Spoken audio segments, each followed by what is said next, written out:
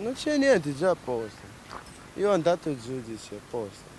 È già libero uno dei presunti autori della rapina avvenuta in piena notte presso la stazione di Montebelluna. Seduto in una panchina del parco a 2 passi dalla stazione, ride e scherza in compagnia dei suoi amici. Poi, quando hanno capito di essere registrati, gli amici sono scappati e lui li ha seguiti. Ah, capito. Per quale problema io fermare adesso? Per la rapina erano in 3, avevano aggredito all'1 di notte un 39enne di Villorba e una 49enne di Treviso che avevano deciso di trascorrere la serata a Montebelluna. Tempestivamente sopraggiunti con una pattuglia sul posto, gli uomini dell'Arma avevano arrestato un 24enne, poi grazie anche all'ausilio delle telecamere di videosorveglianza sono risaliti all'identità degli altri 2 complici, un 29enne e un 24enne di origine marocchina, entrambi pregiudicati.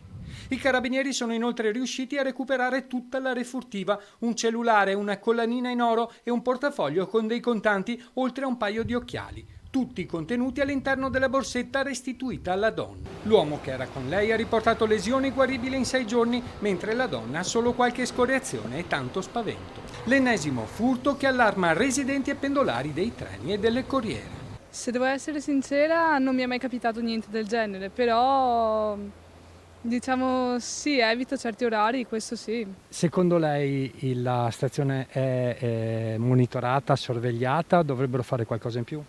Forse dovrebbero fare qualcosa in più, magari sì, durante la sera o verso le 6-7. Il sindaco Marzio Favero, a conoscenza del problema, da tempo combatte degrado e insicurezza. L'intera area della stazione è oggetto di un progetto di riqualificazione.